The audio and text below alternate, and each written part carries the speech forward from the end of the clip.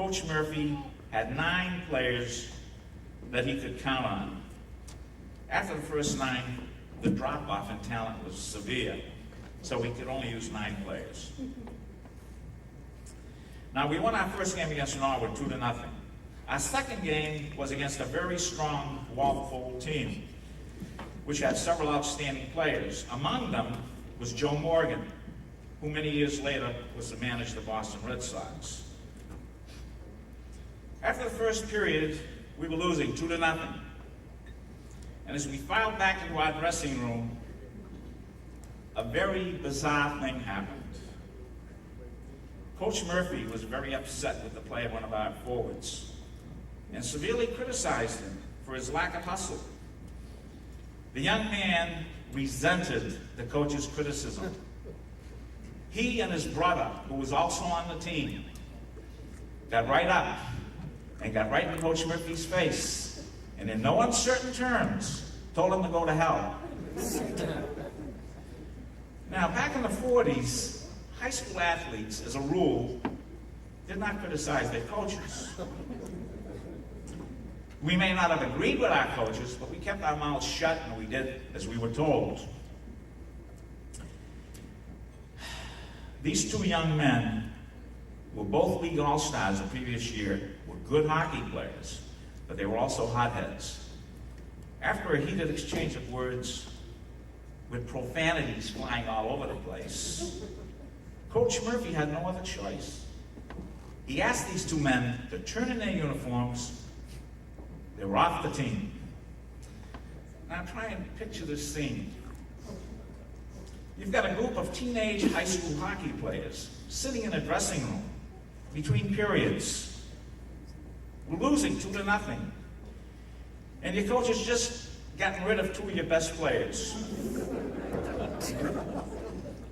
If we lived 10 lifetimes, we wouldn't see this happen again. Well, we have to give Coach Murphy some credit. Even though this appeared to be a devastating move because of our lack of depth, we only had 9 players and we were down to 7, Coach Murphy did the right thing. He juggled the lineup, he gave us a strong pep talk, and he sent us back out in that ice. And we came back and we tied Walpole that day, 2-2. And from that point on, we won 8 of our next 9 games, and the league championship was ours.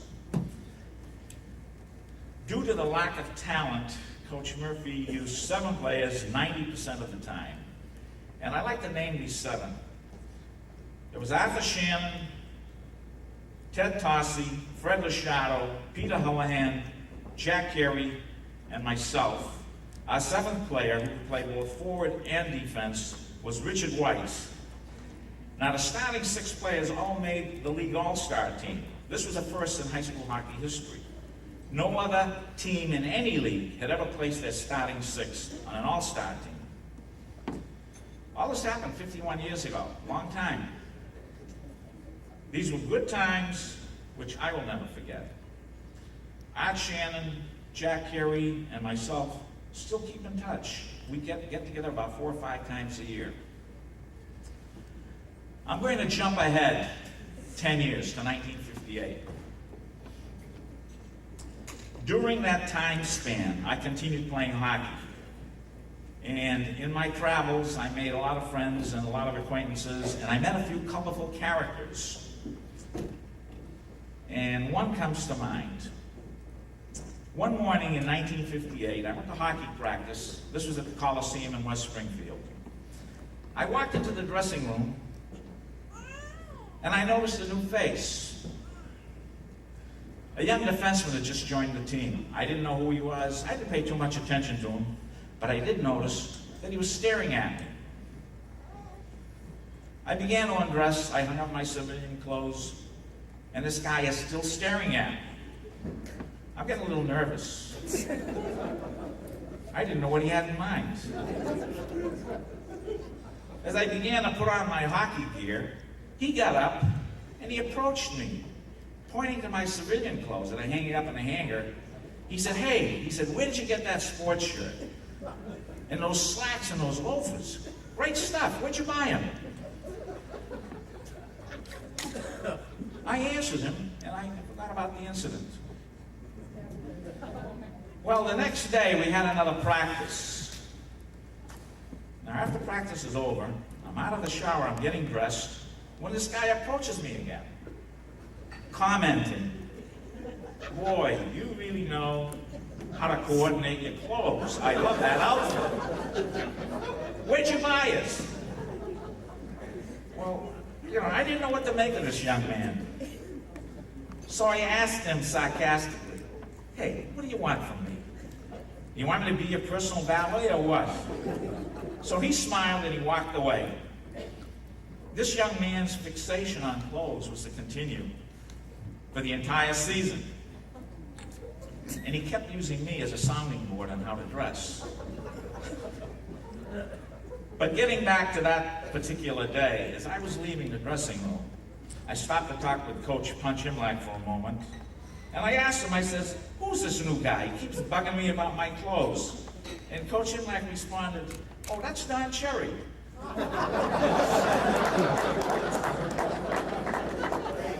He's a good kid. Don't pay any attention to him. Well, in 1958, nobody knew Don Cherry. He was a young minor league defenseman trying to get up to the National Hockey League. He never made it as a player. But 18 years later, in 1976, he was Coach of the Year in the National Hockey League, coaching the Boston Bruins. He also had the reputation of being the best-dressed individual in professional hockey. Today, he's in his early 60s, I would say, and he has the top sports show on Canadian TV. We occasionally see him here in the States on cable. And if you've noticed, he's still the flamboyant dresser. Now, I can't take any credit for his coaching skills. I have nothing to do with that. But the next time you see Don Cherry on TV, take a good look at the way he's dressed. And remember, I'm the one that influenced him during his early years.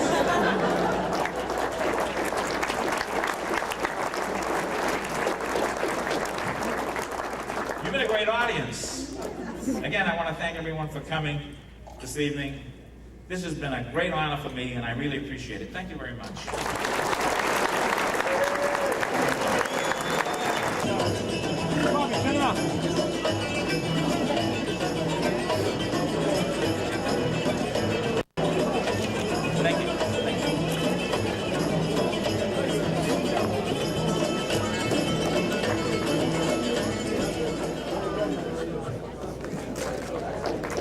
Congratulations, Henry. The thing that's unbelievable to me is I watched that video at the beginning of the presentation was the fact that those guys were playing without masks. That was unbelievable watching those goaltenders down in the